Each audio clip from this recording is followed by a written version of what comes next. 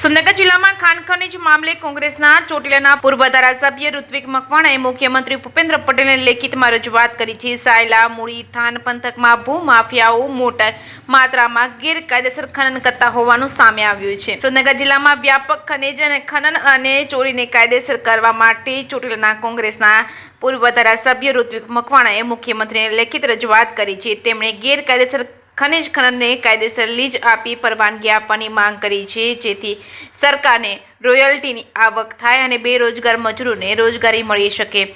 સુરનગર જિલ્લાના સાયલા થાન અને મૂળી પંથકમાં મોટા પાયે ખનીજ ચોરી થતી હોવાનું સામે આવ્યું છે. સાયલામાં બ્લેક ટ્રેપ અને થાનમાં કાર્બોસેલ અને મૂળીના સિલિકોનની ખનીજ ચોરી મોટા પ્રમાણમાં થાય છે. પૂર્વ ધારાસભ્ય ઋત્વિક મકવાણાએ મુખ્યમંત્રીને લેખિતમાં પત્રમાં જણાવ્યું છે કે રાજસ્થાન અને કર્ણાટક જેવા રાજ્યોમાં ગેરકાયદેસર ખાણોને કાયદેસર પરવાનગી આપવામાં આવી હતી અને આ જ રીતે સુરનગર જિલ્લામાં પણ લીજને કાયદેસર કરવાથી સરકારને મોટી રોયલ્ટી આવક થશે. તેમણે ઉમેર્યું છે કે ગેરકાયદેસર ખાણો બંધ થવાથી અંદાજે 30,000 મજૂરો બેરોજગાર બન્યા છે. આ લીજને કાયદેસર કરવાથી તેમને આર્થિક મદદ અને રોજગારી મળી શકે છે. ચોટીલાના નાયબ કલેક્ટર એચ.ટી. મકવાણા દ્વારા ખનીજ માફિયાઓ સામે કડક કાર્યવાહી કરવામાં આવતા ગેરકાયદેસર ખાણો બંધ કરી ગઈ અને જોકે કેટલાક ભૂમાફિયાઓ અને રાજકીય આગેવાનોની લોબી દ્વારા નાયબ કલેક્ટરની બદલી કરવાના પ્રયાસો થઈ રહ્યા છે હોવાનું પણ ઋત્વિક મકવાણાએ જણાવ્યું હતું. જે.કે. સિંઘુ સાથે મહેશ ઉતરિયા, સુરેન્દ્રનગર. સુરેન્દ્રનગર જિલ્લાની અંદર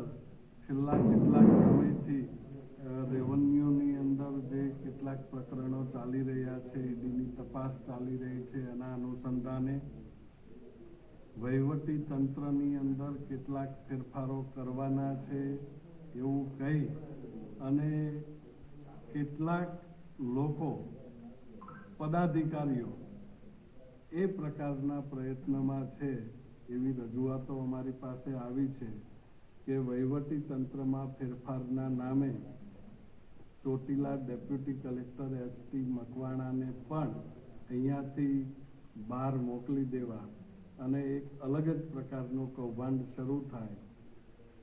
એ વિસ્તારની અંદર કાર્બોસેલ અને અન્ય ખનીજની સાથે સંકળાયેલા કેટલાક લોકોને એવી જાણ કરવામાં આવી છે કે અત્યાર સુધી ખાડા દીઠ કે કુવા દીઠ જે હપ્તો 1.5 લાખ કે 1,60,000 હતો, એના બદલે જો તમે લોકો 2 લાખ રૂપિયા જેટલા રકમ દર મહિને આપવા તૈયાર હો તો એચ.ટી. મકવાણાને છે એ આ કૌભાંડના નામે જે વહીવટી તંત્રની અંદર ફેરફારો થવાના છે એની અંદર એચ.ટી. મકવાણાને પણ બદલી કરી આપવામાં આવશે.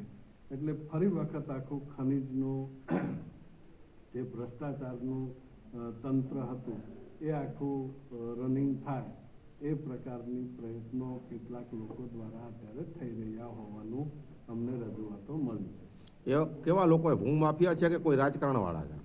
ના, મોટાભાગે રાજકીય આગેવા પદાધિકારીઓ જે છે એ આ પ્રકારના પ્રયત્નોમાં હોય એવા મેસેજ અમારી પાસે આવી રહ્યા છે. આગામી દિવસોમાં આવા લોકોને ખુલ્લા પાડશો તમે? બિલકુલ, ચોક્કસ. અમને એના આધાર પુરાવા સાથેની ડિટેલ મળશે તો ચોક્કસપણે અમે લોકોને ખુલ્લા પાડીશું.